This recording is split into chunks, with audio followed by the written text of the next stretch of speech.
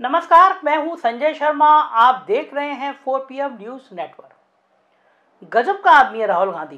मतलब मैं नहीं सोच सकता था कि इस नेता के अंदर इतना गुण होगा या इस नेता की दीवानगी इस हद तक पहुंच जाएगी। जो लोग प्रधानमंत्री नरेंद्र मोदी जी को विष्णु का अवतार समझते थे, जो उनको बहुत प्यार से दीवाने रहते थे, वो भी परेशान हैं। मेरे एक मित्र हैं, यूपी सरकार में कैबिनेट मिनिस्टर हैं, नाम लेना ठीक नहीं है। व्यक्तिगत बातचीत हो रही थी उनसे, उन्होंने कहा कि भाई संजय जी कोड मत कीजिएगा, नाम मत कोट कीजिएगा। वो कह रहे थे कि हमारी समझ में यह नहीं आया कि पश्चिमी उत्तर प्रदेश में इतनी भारी भीड़ अचानक राहुल गांधी के पक्ष में आ कैसे गई। उनका मानना था कि ये बीजेपी के लिए, हम लोगों के लिए एक अलार्मिंग है। हम लोग चौंक गए इसको देखकर, क्योंकि पश्चिमी उत्तर प्रदेश भारतीय जनता पार्टी का एक बेस है जिसपे चुनाव शुरू होता है। उनका कहना था कि कैराना में इस हद तक लोग आएंगे, ये कल्पना किसी ने नहीं की थी। कैराना बीजेपी की प्रयोगशाला रही है, लेबोरेटरी रही है। कैराना वो जगह है जहां पे हिंदू मुस्लिम के विभाजन की तस्वीर बहुत आसानी से बीजेपी तैयार कर लेती थी। आपको याद होगा, अमित शाह ने गली गली पर्चे बांटे थे कैराना के चुनाव में। योगी आदित्यनाथ जी ने कहा था कि गर्मी के मार्च अप्रैल के महीने में कि यहां पे मैं शिमला बना दूंगा। और जो कल की यात्रा थी वो अचंभित करने वाली थी। मेरे 4PM की टीम मैंने भेजी थी क्षितिज को, मैंने दिखाया भी था वीडियो। कुछ लोगों ने कहा कि दोबारा मैं दिखाऊं। 1 मिनट का जरा नज़ारा देखिए, क्या नज़ारा था कल कैराना और पश्चिमी उत्तर प्रदेश में। इस समय बता दूं, ये जो भारत जोड़ो यात्रा है कैराना की तरफ एंट्री कर रही है और आप पीछे देख रहे हैं कितना हुजूम है, कितनी जनता है। आप पीछे तक के कैमरामैन से कहूँगा उस तरफ भी दिखाएं, जहाँ जहाँ भी आपकी नज़र जा रही वहाँ वहाँ पब्लिक देख रहे हैं। लाखों की संख्या में यहाँ पब्लिक है। कैराना में भारत जोड़ो यात्रा एंट्री कर रही है और जहाँ जहाँ भी आपकी नज़र जा रही है वहाँ वहाँ आप यहाँ पर पब्लिक को देख पा रहे हैं। या सभी भारत जोड़ो यात्रा का समर्थन कर रहे हैं। मैं पीछे देख पा रहा हूँ, सिक्योरिटी आप देख रहे हैं काफ़ी टाइट है। और बगल में आप देख सकते हैं राहुल गांधी को। राहुल गांधी देखिए सबको हैंड शेक कर रहे हैं। आप साफ तौर से राहुल गांधी को देख पा रहे हैं। राहुल गांधी बीच में आप देख रहे हैं, सबको हैंड शेक कर रहे हैं, यहाँ पे पब्लिक को संबोधन कर रहे हैं। और आप पीछे देख रहे हैं लगातार काफ़ी बड़ी संख्या में हुजूम है पब्लिक का। और जहाँ जहाँ भी आप देख रहे हैं एक जन सैलाब पूरा उमड़ पड़ा है। मैं आपको आज बताऊंगा कि कौन कौन से राज हैं। देखा, आपने भीड़ देखी थी ना आपने। अब मैं बताऊंगा कि कौन कौन से ऐसी जगह हैं जहां पे राहुल गांधी की भारत जोड़ो यात्रा भारतीय जनता पार्टी का सारे सपने खत्म कर सकती है। मैं आगे आपको डिटेल में उन राज्यों की बात बताऊंगा, लेकिन कुछ दर्शक अचानक ऐसे मिल जाते हैं। एक बनारस के साहब हैं, वो मेरे रिपोर्टर क्षितिज को उसी भारत जोड़ो यात्रा में पश्चिमी उत्तर प्रदेश में मिले और मेरे बहुत दीवाने हैं। तो मुझे शुक्रिया, मैं चूंकि उनका नंबर मेरे पास नहीं है तो शुक्रिया तो नहीं कह पा रहा हूँ उनको, लेकिन जरा सुनिए कितनी मजेदार बातें कर रहे हैं ये मेरे को लेकर। क्या कुछ कहना चाहते हैं? कहाँ से है, नाम क्या है? सर मैं बनारस से हूँ, मेरा नाम सोनू यादव है। क्या कुछ कहना चाहते हैं? भारत जोड़ो यात्रा में आप आए हुए हैं। मैं भारत जोड़ो यात्रा के पहले मैं 4PM और इनके जो संपादक जी हैं संजय शर्मा जी को मैं तहे दिल से नमस्कार करता हूँ।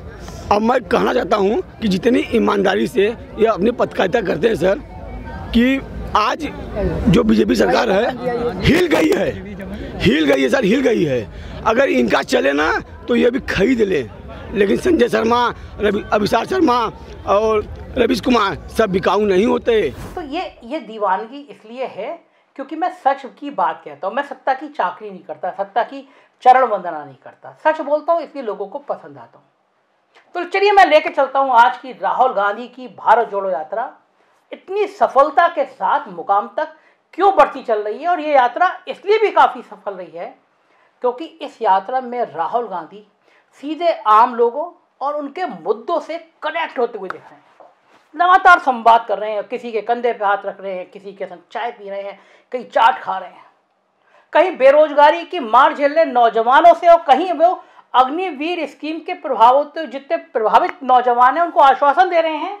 तो वहीं कोटा के कोचिंग संस्थानों में पढ़ रहे मेडिकल और IIT के जो बच्चे हैं उनसे सबके बीच में वो बात कर रहे हैं। लेकिन इन सब के बीच वो सत्ता की होड़ से खुद को दूर रख रहे हैं। बहुत बड़ी बात है। एक बार तो उन्होंने मध्य प्रदेश में पत्रकारों को कह भी दिया राहुल गांधी को तो मैं कब का भूल गया, अब आप भी भूल जाइए। और उनकी ये निष्कपट छवि, एक संत जैसी छवि लोगों के दिल और दिमाग पर असर कर रही है। लेकिन इसका चुनावी असर कितना होगा, आज मैं इस संभावना पर आपसे बात करूंगा। इस चर्चा से पहले जान लेना जरूरी है कि जिस किसी भी राज्य में कांग्रेस की जमीन आज भी बची हुई है, केवल केरल को छोड़कर, वहां पर उसका सीधा मुकाबला भारतीय जनता पार्टी से है। भारतीय जनता पार्टी पिछली 2 बार से दिल्ली पर कब्जा कर रही है, तो उत्तर प्रदेश को छोड़ दीजिए, उन्हीं राज्यों के बूते जहां कांग्रेस बनाम भाजपा के बीच सीधी लड़ाई है, इसलिए वो दिल्ली पे कब्जा कर रही है। इस लड़ाई में हर राज्य में भारतीय जनता पार्टी की सफलता दर 90% से ज्यादा है। आज मैं कुछ राज्यों की अब की हकीकत से आपको अवगत कराने जा रहा हूं, क्योंकि यदि इन राज्यों में भारतीय जनता पार्टी फिसल गई तो गई काम से, और यदि इन राज्यों में कांग्रेस बढ़िया प्रदर्शन कर गई तो तय मानिए 2024 में खड़गे साहब 7 रेस कोर्स रोड पर अपनी चाय सबको पिलाएंगे। तो चलिए इन राज्यों की चर्चा में सबसे पहले खड़गे साहब के राज कर्नाटक को लेते हैं। यहाँ की 28 लोकसभा सीटों में से 25 भारतीय जनता पार्टी के पास हैं और कांग्रेस के पास सिर्फ 1 है, मगर वो साल 2019 का था और अब तैयारी 2024 की है। अब बॉस खड़गे साहब हैं और उन्हें साहब की जगह बिठाने के लिए पूरा कर्नाटक जोर लगा देगा। अब ये तय दिख रहा है, इसलिए भी तय दिख रहा है क्योंकि राहुल गांधी की भारत जोड़ो यात्रा जैसी ही कर्नाटक पहुंची, वैसे ही खड़गे की उम्मीदवारी का ऐलान हो गया। फिर उसके बाद तो कर्नाटक में भीड़ देखने लायक थी। खड़गे साहब के इलाके बेलारी में उमड़ी भीड़ ने तो दिल्ली से लेकर नागपुर तक के कान खड़े कर दिए। और यदि ये भीड़ 2024 में सीटों में कन्वर्ट हो गई तो समझ लीजिए फिर क्या होने वाला है। ना तो सॉफ्टवेयर के राज में धार चाकू रखने की प्रज्ञा मैडम की सलाह काम कर रही है और ना लव जिहाद का मुद्दा टिक पा रहा है। लेकिन इन सब का टेस्ट अगले 3-4 महीनों में विधानसभा चुनाव में हो जाएगा। देखते हैं प्रज्ञा ठाकुर के धारदार चाकू और खड़गे और राहुल को रोक पाने की ताकत इस चाकू में कितनी है। वैसे एक बात और बता दूं, इस राज्य की मौजूदा बम्बई सरकार 40% कमीशन की सरकार के नाम से हर जगह प्रसिद्ध हो चुकी है। अब बात 50 खोके एकदम ओके, 50 खोके एकदम ओके के बूते चल रही सरकार वाले राज्य महाराष्ट्र की।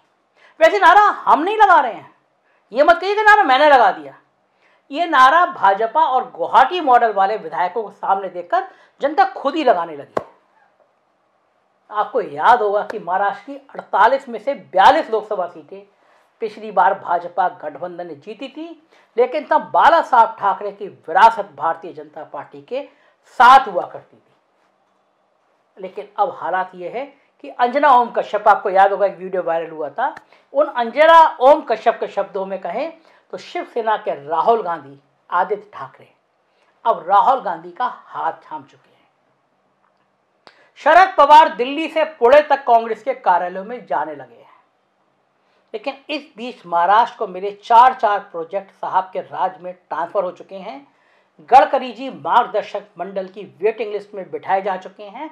और रही बात बाला साहब ठाकरे की विरासत की, तो इस विरासत का साथ मुंबई से दिल्ली तक कांग्रेस को ऐसा मिला हुआ है कि अंधेरी ईस्ट के उपचुनावों में भाजपा ने कैंडिडेट खड़ा करने की हिम्मत तक नहीं जुटाई। ऐसे में आप अंदाजा लगा सकते हैं कि भारत जोड़ो यात्रा में उमड़ा जनसैलाब सिर्फ राहुल गांधी को देखने नहीं आया था, बल्कि उसे एक उम्मीद की किरण भी दिखाई दे रही थी। और उम्मीद की इस किरण के बीच यदि सुधांशु त्रिवेदी जैसे बड़ बोले भाजपा नेता छत्रपति शिवाजी महाराज के अपमान की हद तक उतर जाए तो आप समझ सकते हैं कि राहुल का सावर का ट्रैप कितना बड़ा मास्टर स्ट्रोक था। अब बात मध्य प्रदेश और राजस्थान की। 2019 में इन दोनों राज्यों की 54 में से 53, 54 में से 53 लोकसभा सीटें भाजपा को मिली थी, जबकि कांग्रेस को सिर्फ 1 सीट पर संतोष करना पड़ा था। इन दोनों राज्यों में हिंदुत्व प्लस नरेंद्र मोदी की पिछड़ा वर्ग की आइडेंटिटी पॉलिटिक्स ने ऐसा कमाल दिखाया था कि जिससे कांग्रेस अच्छे वोट लाने के बावजूद सीटों में कन्वर्ट नहीं करा सकी। दलित, आदिवासी, सवर्ण, पिछड़ा, सबके सब चुनावी हिंदू बनते चले गए। लेकिन इस हिंदुत्व में जब सबको यह आभास होने लगा कि फायदा तो सिर्फ 2 लोगों को हो रहा है और एक नई ईस्ट इंडिया कंपनी तैयार हो रही है, तो सबने बदलाव की कसम खाई, बदलाव की कसमसाहट महसूस की। और इस कसमसाहट का नतीजा यह हुआ कि राहुल गांधी ने अपनी भारत जोड़ो यात्रा में करंट पैदा कर दिया, आदिवासी बनाम वनवासी की बहस छेड़ दी और इन सबसे बढ़कर युवाओं के बीच अपनी साख को और पुख्ता कर लिया। लेकिन असल खेल तो तब हुआ जब राहुल गांधी इस इलाके में थे और खड़गे सामने गुजरात से चाय वाली बहस में एक नई तरह की आइडेंटिटी पॉलिटिक्स को उभार दे दिया, एक ऐसा उभार दे दिया जिसने राहुल गांधी की यात्रा के असर को कई गुना बढ़ा दिया। उन्होंने कहा, मोदी जी आपकी तो चाय पी भी दिया करते थे, मैं तो एक ऐसी जाति से आता हूं कि लोग मेरी चाय को छूते तक नहीं थे। दलितों में करंट पैदा कर दिया खड़गे के बयान ने। ऐसे में जाहिर है कि 54 में से 53 रिपीट करना बीजेपी और संघ के लिए लोहे के चने चबाने से ज्यादा मुश्किल होने जा रहा है। भूल जाइए पायलट और गहलोत के विवाद को, भूल जाइए वसुंधरा की नाराजगी, भूल जाइए सिंधिया की महत्वाकांक्षा और भूल जाइए मामा शिवराज की आखिरी पारी का जलवा। इसलिए भूल जाइए क्योंकि इन दोनों राज्यों में काफी हद तक राहुल गांधी की भारत जोड़ो यात्रा ने मुद्दों की राजनीति, महंगाई, बेरोजगारी, दलित चेतना, आदिवासी चेतना, इस तरह तरह के बिंदुओं पर लाकर खड़ा कर दिया है। पुरानी पेंशन व्यवस्था का मुद्दा भी अब बड़ा हो गया। मध्य प्रदेश के दोनों पड़ोसी राज्य राजस्थान और छत्तीसगढ़ की कांग्रेस सरकार ने पुरानी पेंशन व्यवस्था को बहाल कर दिया है। ये बहाल हुई तो राज्य के सरकारी कर्मचारी जिनके हाथ में ईवीएम की कमान होगी उनमें बेचैनी की स्थिति पैदा हो गई है। इसके बाद उत्तर भारत के उन राज्यों हरियाणा, दिल्ली, चंडीगढ़, पंजाब, जम्मू कश्मीर जहां से ये यात्रा या तो गुजर चुकी या गुजरने वाली है, इन राज्यों में लोकसभा की 36 सीटें हैं, जिनमें से 22 सीटें पिछली बार बीजेपी जीती थी और कांग्रेस के हिस्से में सिर्फ 8 सीटें आई थी। बाकी सीटें नेशनल कॉन्फ्रेंस, आप, अकालियों के हाथ लगी थी। भारत जोड़ो यात्रा में इन इलाकों में उत्साह देखकर ऐसा लग रहा है कि अब साहेब का जलवा यहाँ उतार पर है और सीटों के अनुपात में पिछली बार की तुलना में काफी परिवर्तन आना तय है। वैसे इसी इलाके में आम आदमी पार्टी भी 2 राज्यों पर काबिज है, लिहाजा वोटों की काटा छाटी का खेल पर काफी निर्भर भी करेगा। हालांकि उत्तर प्रदेश में मान सकता हूं कि 3 जिलों में जबरदस्त परफॉर्म किया, लेकिन तब भी मानना हूं कि यूपी की 80 लोकसभा सीटों पर बीजेपी को रोकने के लिए समाजवादी पार्टी और आरएलडी का गठबंधन ही रोक लगा सकता है। अब ये देखना है कि चाचा नीतीश कुमार के चेहरे को आगे रखकर उनके दोनों भतीजे अखिलेश और जयंत किस प्रकार जाति जनगणना, महंगाई, बेरोजगारी, रेलवे, एनटीपीसी भर्ती, अग्निवीर, इन सारे मुद्दों को एक साथ क्लब कर पाते हैं या नहीं। राहुल गांधी ने पश्चिमी यूपी में समा बांध दिया। अब देखना यह है कि त्रिपुरा से राहुल बाबा को राम मंदिर की चुनौती दे रहे जय शाह के पिताजी वंशपात पर किस प्रकार की चोट कर पाते हैं। ना खाऊंगा ना खाने दूंगा का नारा लगने वाले बॉस राहुल के नए बॉस खड़गे की चाय को कितना पी पाते हैं। हमारी निगाह बनी रहेगी भारत जोड़ो यात्रा पर, इस राजनीति पर। देखते रहिए 4 PM न्यूज नेटवर्क। बिहार की खबरें देखना हो तो 4 PM बिहार, यूपी की खबरें देखना हो 4 PM यूपी और गुजरात की खबरें देखना हो तो 4 PM गुजरात को जरूर सब्सक्राइब करिएगा।